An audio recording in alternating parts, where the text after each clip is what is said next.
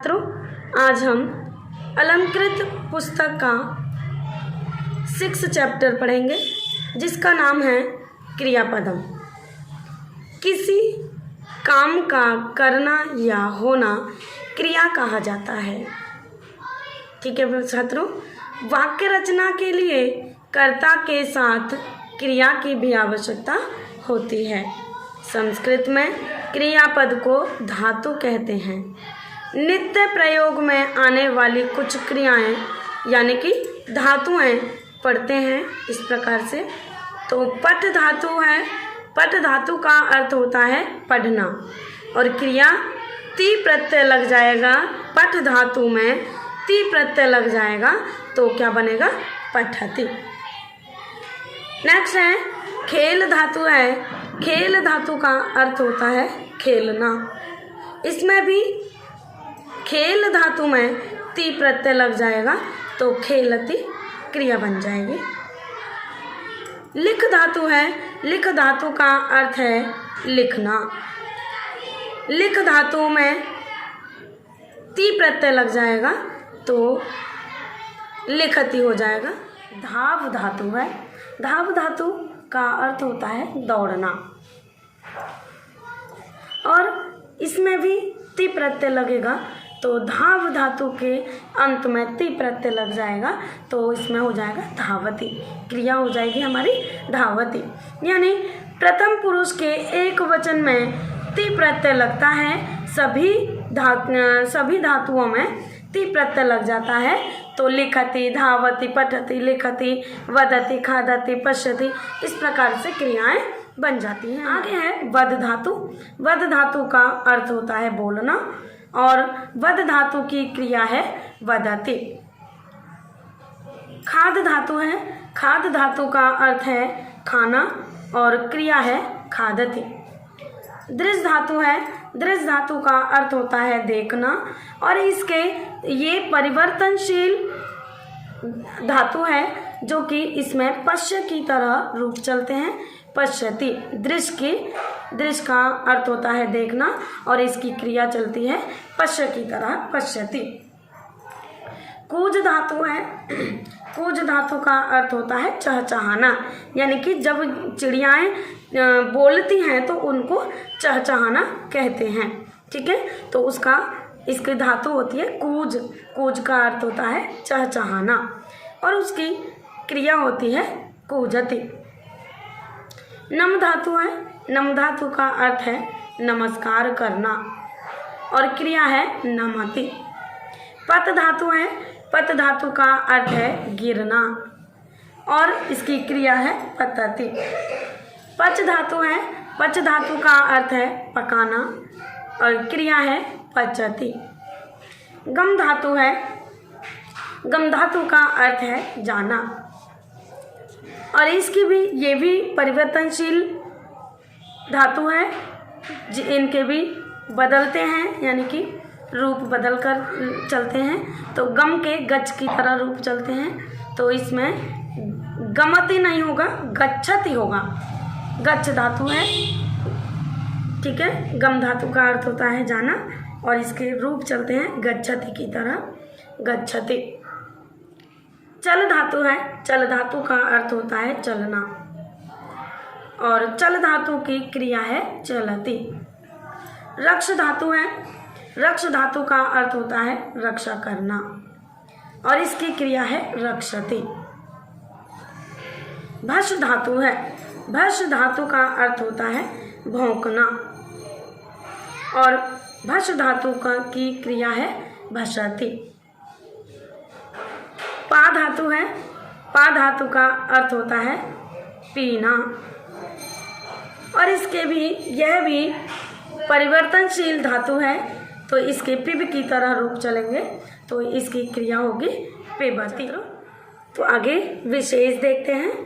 कुछ मूल धातुओं के रूप बदलते हैं, जैसे मैंने पहले भी कहा था आपसे कि पा धातु का पिब की तरह रूप चलते हैं। पा का पिब, दृश्य का पश्य और गम का गच्छ इत्यादि ये रूप, इनमें कुछ मूल धातुओं के रूप बदलते हैं। ठीक है, हमने पहले भी पढ़ा था कि पा का पिब हो जाता है, दृश्य का पश्च हो जाता है और गम का गच्छ हो जाता है। भी जाने सीखेंगे छात्रों। धातु के रूप काल, वचन तथा पुरुष के अनुसार अलग अलग होते हैं।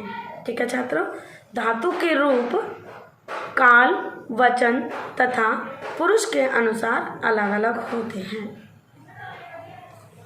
जैसे कि संस्कृत में 3 लिंग होते हैं। ठीक है छात्रों, तो संस्कृत में कितने लिंग होते हैं? 3। परंतु हिंदी में 2 ही लिंग पढ़े हैं आपने आज तक, लेकिन अब हम संस्कृत में 3 लिंग पढ़ेंगे, पर उनमें क्रिया के रूप समान ही होते हैं। यथा, यथा का अर्थ होता है जैसे।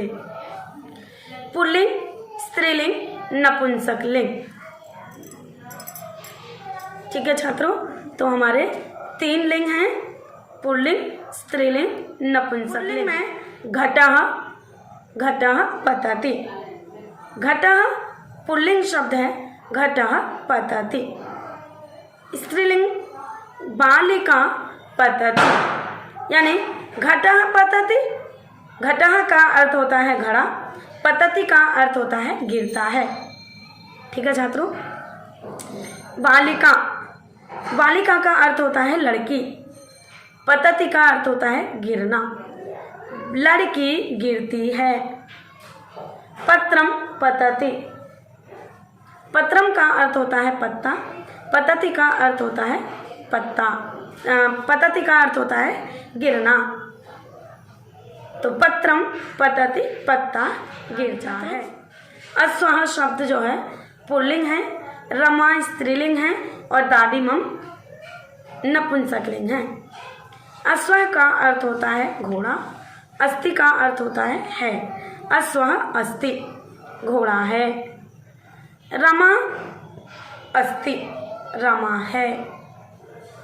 दादिमम अस्ति, दादिमम का अर्थ होता है छात्रों अनार, दादिमम अस्ति, अनार है। अस्ति का अर्थ सभी में अनार दे रखा है छात्रों। तो देखिए, लिंग के अनुसार क्रिया में कोई परिवर्तन नहीं होता है। आप देख रहे हैं, पहले ऊपर भी कह चुके हैं कि उनमें क्रिया के रूप समान ही होते हैं। तीनों लिंगों में कोई परिवर्तन नहीं होता है। तो देखेंगे, पुल्लिंग में पतति, स्त्रीलिंग में भी पतति और नपुंसक लिंग में भी पतति आ रहा है। तो इसलिए इसमें लिंग के अनुसार क्रिया पर कोई प्रभाव नहीं पड़ता है। तो देखिए, पुल्लिंग में अस्ति और स्त्रीलिंग में भी अस्ति आ रहा है छात्रों, और नपुंसक लिंग में भी अस्ति आ रहा है। तो इसमें लिंग का कोई भी क्रिया पर कोई भी प्रभाव नहीं पड़ रहा है। रमणः हसति, रमन हंसता है। सुधा हसति, सुधा हंसती है। मित्रम हसति, मित्र हंसता है। तो छात्रों, यहाँ पर भी आपने देखा, हसति, रमणः हसति, सुधा हसति, मित्रम हसति। तो तीनों में, पुल्लिंग में भी और स्त्रीलिंग में भी और नपुंसक लिंग में भी हसति हसति हसति। इन तीनों में, तीनों लिंगों में क्रिया समान आई है, कोई परिवर्तन नहीं हुआ है। तो हसति हसति आया है। ठीक है छात्रों, विशेष हिंदी में क्रिया का रूप लिंग के अनुसार अलग होता है। हिंदी में क्रिया का रूप लिंग के अनुसार अलग होता है। जैसे कि बालक गिरता है, बालिका गिरती है। तो देखिए छात्रों, यहाँ पर लड़का यानी बालक गिरता है और बालिका गिरती है। तो देखिए, हिंदी में परिवर्तन हुआ, लेकिन संस्कृत में कोई परिवर्तन नहीं होता है। पर संस्कृत में दोनों स्थिति में क्रिया का रूप एक ही होता है। यथा, यथा का अर्थ होता है जैसे। बालकः क्रीडति, बालिका क्रीडति। देखिए, यहाँ पर क्रीडति क्रीडति, बालकः क्रीडति और बालिका क्रीडति, दोनों में क्रियाएं समान आई हैं, कोई परिवर्तन नहीं हुआ है। ये बालक पुल्लिंग है और बालिका स्त्रीलिंग है, फिर भी कोई परिवर्तन नहीं हुआ है। तो कहने का अर्थ है कि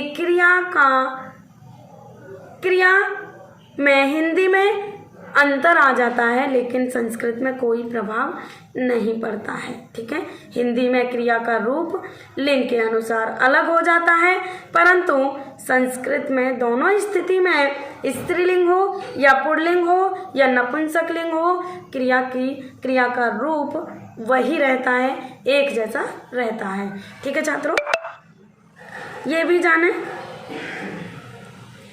जाने संज्ञा शब्दों का लिंगानुसार एक वचन, द्विवचन और बहुवचन का रूप अलग अलग होता है। इसे हम अगली कक्षा में सीखें। अभ्यास चित्राणि दृष्ट्वा धातुम चिनुत। तो देखेंगे ये बच्चा पढ़ रहा है, ये बॉक्स दे रखा है आपको, इसमें से ये क्रियाएं छांट कर लिखनी है। ये धातुएं कौन क्या कर रहा है, तो ये धातुएं आपको छांट कर लिखनी है। ठीक है छात्रों, तो ये पढ़ रहा है तो इसमें पठ आ गई। ये खेल रहा है तो खेलने की क्रीड क्रिया धातु होती है। ठीक है छात्रों, तो ये बच्चा हंस रहा है तो हंसने की हंस, और नमस्कार करने की नम धातु होती है, और खाने की ये बालिका खा रही है तो खाने की खाद धातु होती है। ठीक है छात्रों, और पीने की पिब धातु होती है। ठीक है छात्रों, तो इन धातुओं में से छांट कर आपको चित्र के अनुसार, ठीक है, चित्र के अनुसार चित्र को देखकर धातु को चुनकर लिखने हैं। ठीक है छात्रों, उचितम क्रियापदम चिनुत। देखिए का हंसता है तो हंसती होगा या हंसंती, यानी एक हंस रहा है तो हंसती होगा, इसमें ये सही हो जाएगा। ठीक है, नंबर ख में दो बोलते हैं तो वदती होगा या वदतः होगा, तो वदतः, क्योंकि द्विवचन का है, दो बोलते हैं तो वदतः हो जाएगा। सब देखते हैं, नंबर का सब देखते हैं तो पश्यति होगा या पश्यन्ति होगा, सबका बहुवचन है तो पश्यन्ति हो जाएगा, ये आपका सही हो जाएगा। दो खेलते हैं, नंबर का दो खेलते हैं क्रीडतः, तो दो खेलते हैं द्विवचन का है तो क्रीडति एक वचन का है और क्रीडतः द्विवचन का है, तो क्रीडतः राइट हो जाएगा। न का है पकाती है का पचती और पचतः, यानी पकाती है, एक पकाती है तो पचती आएगा या पचतः, तो पकाती है का एक पका रही है तो इसलिए पचती आएगा, पचती इसका सही उत्तर हो जाएगा। नंबर 4 सब पीती हैं का बहुवचन रूप है तो पिबती या पिबंती, तो सब पीती हैं बहुवचन का पिबंती सही उत्तर हो जाएगा। ठीक है छात्रों, उदाहरणानुसारम चित्रम दृष्ट्वा रिक्त स्थानम पूरयत। बालिका नृत्यति, तो चित्र के अनुसार रिक्त स्थान भरने या कौन क्या कर रहा है, चित्र को देखना है कि कौन क्या कर रहा है। बालिका नृत्यति, शिक्षिका किम करोति पाठयति, शिक्षिका पाठयति। महिला किम करोति, महिला पचति। जनकः किम करोति, जनकः का अर्थ होता है पिता, तो जनकः किम करोति, जनकः खादति। ठीक है छात्रों, वानरः कूर्दति, बंदर कूदता है। ठीक है छात्रों, पुष्पम विकसति, फूल खिलता है। बालकः हसति, बालक हंसता है। अजा चरति, बकरी चरती है। कुक्कुरः भसति, कुत्ता भौंकता है। ठीक है छात्रों, क्रियापद देखेंगे छात्र। ठीक है, संज्ञा शब्द है, इस थैले में संज्ञा शब्द है और इस थैले में क्रिया शब्द है। ठीक है, तो एक थैले में संज्ञा शब्द और दूसरे में क्रिया शब्द हैं। आप इन दोनों थैलों की सहायता से 5 वाक्य बनाएंगे।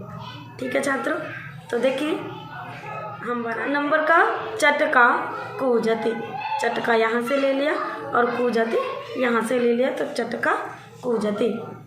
वानरः, नंबर ख वानरः कूर्दति, वानरः यहाँ से ले लिया और कूर्दति यहाँ से ले लिया, वानरः कूर्दति। नंबर का शिक्षिका, शिक्षिका संज्ञा वाले बैग से थैले से ले लिया और लिखति क्रिया के बैग थैले से ले लिया, तो शिक्षिका लिखति।